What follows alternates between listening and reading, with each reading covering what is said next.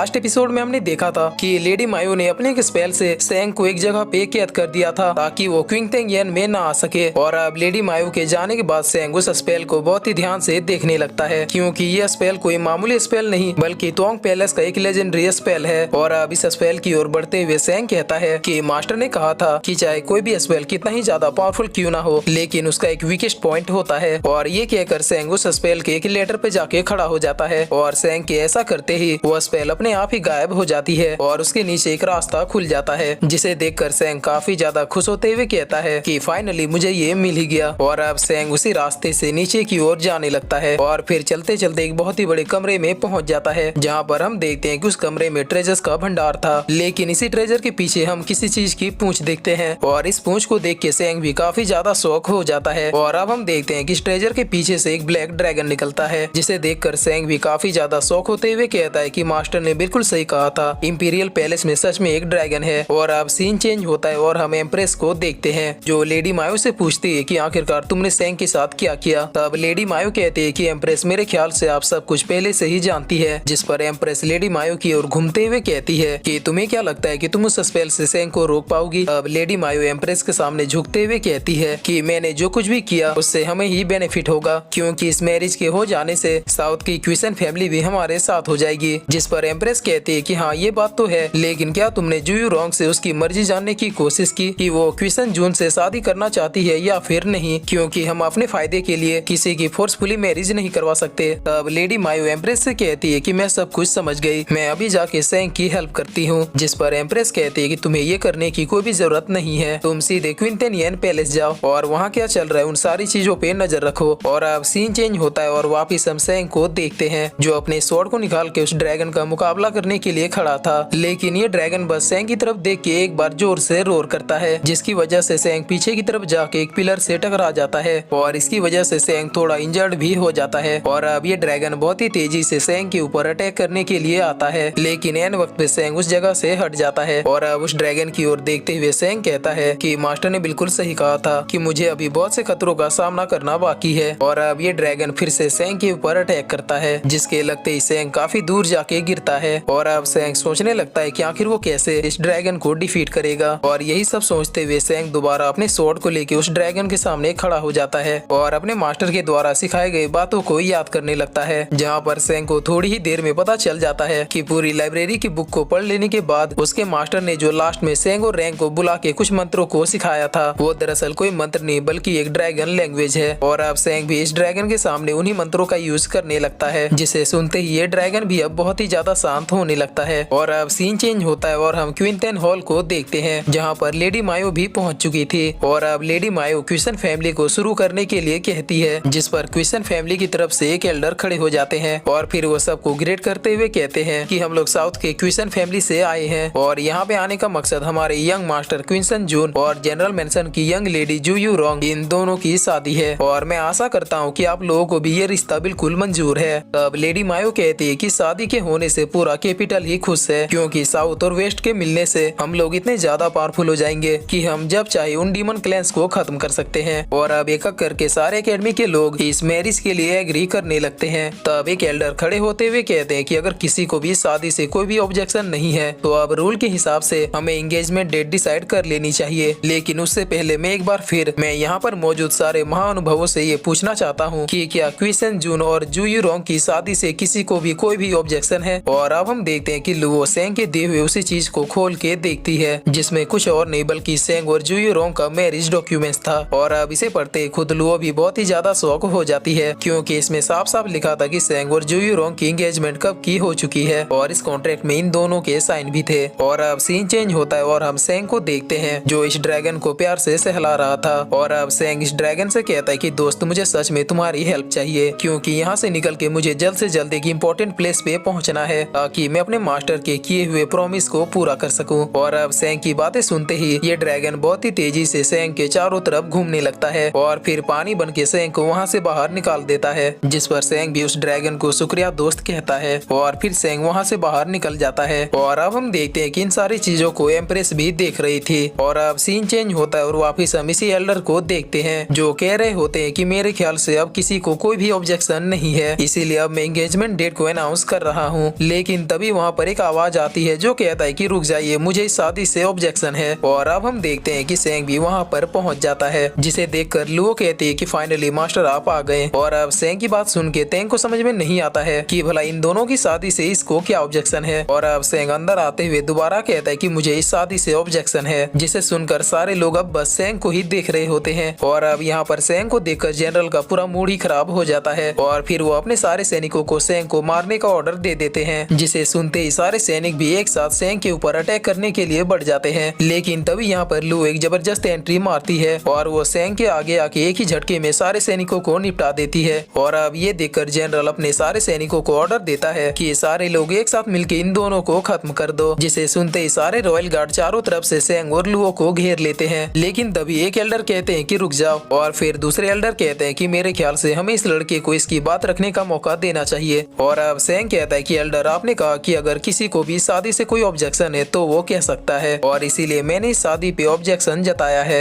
जिस पर क्विसन फैमिली के लोग कहते हैं कि आखिरकार तुम हो कौन और भला तुम्हें इस शादी से क्या प्रॉब्लम है। तब सेंग कहता है कि मेरी और जू यूरोंग की एंगेजमेंट पहले ही हो चुकी है और इसी वजह से जू यूरोंग मेरी होने वाली वाइफ है, तो अब भला जू यूरोंग की शादी किसी और से कैसे हो सकती है। और अब ये सुनते ही क्विसन फैमिली के एक एल्डर को बहुत ही ज्यादा गुस्सा आ जाता है और फिर वो सेंग को डांटते हुए कहते हैं कि लड़के क्या तुम्हें पता भी है कि तुम क्या बोल रहे हो। जिस पर सेंग शांति से कहता है कि मेरे पास मैरिज कॉन्ट्रैक्ट है। और अब ये सुनते ही जनरल चिल्लाते हुए कहते हैं कि अगर तुम्हारे पास हेवनली कागज का टुकड़ा भी होगा तो भी उस पर यहाँ पर मौजूद कोई भी भरोसा नहीं करेगा, क्योंकि तुम्हारी इतनी भी औकात नहीं है कि तुम मेरे बेटी के नौकरानी से भी शादी कर सको। और अब ये सुनते ही लोग कहते हैं कि मुझे अपने मास्टर पे पूरा भरोसा है, इसीलिए मैं इस कॉन्ट्रैक्ट पे पूरा भरोसा करती हूँ। और अब इधर से तेंग कहता है कि देखिए मुझे कुछ भी समझ में नहीं आ रहा है कि आखिर यहाँ पर चल क्या रहा है, लेकिन मेरे दोस्त ने जो कहा है मैं भी उसका पूरे होशो हवास में छाती पीट के समर्थन करता हूँ। और अब ये सुनते ही क्विसन फैमिली के एल्डर कहते हैं कि अगर ये शादी नहीं हुई और मैं इसी तरह से साउथ में वापस लौटा तो फिर पूरे साउथ के लोग हमारे ऊपर हंसेंगे और क्विसन फैमिली की इज्जत तो मिट्टी में मिल जाएगी। लेकिन जनरल ने मुझसे कहा है कि अब मैं उनके फैमिली मामलों में दखल अंदाजी दे सकता हूँ, इसीलिए अब इस मैरिज कॉन्ट्रैक्ट के प्रॉब्लम को मैं ही सॉल्व करूंगा। और फिर ये एल्डर सेंग को डराते हुए कहते हैं कि बच्चे आज तक जो भी पर्सन मेरे सामने आया उसको मैंने बस पनिशमेंट के रूप में मौत दी, लेकिन मैं तुम्हें अपनी जान बचाने का एक चांस देता हूँ। चुपचाप उस कॉन्ट्रैक्ट को हमारे हवाले कर दो और फिर तुम यहाँ से फ्रीली जा सकते हो। जिस पर लुओ कहती है कि आप ओल्ड है इसलिए हम आपकी तब से रिस्पेक्ट कर रहे थे, लेकिन मेरे मास्टर को धमकी देके आपने बहुत ही बड़ी गलती कर दी। और अब ये सुनते ये एल्डर अपनी पावर को जनरेट करने लगते हैं, जिसे देखकर सेंग कहता है कि लुओ तुम इसे डिफीट नहीं कर पाओगी क्योंकि ये तुमसे कई गुना ज्यादा पावरफुल है, क्योंकि इनकी लेवल हेवनली एकेडमी के डीन के लेवल के बराबर है। और अब ये एल्डर अपने फायर ऑरा को भी बाहर निकाल लेते हैं और इसके साथ ही वो अपने पावर से एक स्वॉर्ड को क्रिएट करते हैं, जिसे देखकर लेडी मायो इस एल्डर को रुकने के लिए कहती है, लेकिन ये एल्डर उस स्वॉर्ड को तनते हुए कहता है कि मैंने कहा था कि जो भी मेरे सामने आता है उसे मैं बस पनिशमेंट के रूप में मौत देता हूँ। और ये कहकर वो अपने उस स्वॉर्ड को लुओ और सेंग को मारने के लिए भेज देते हैं। और अब जाते जाते ये स्वॉर्ड अपने कई सारे क्लोन बना लेता है और बहुत ही तेजी से सेंग और लुओ की तरफ बढ़ने लगता है। लेकिन तभी वहाँ पर तेंग भी एंट्री मार देता है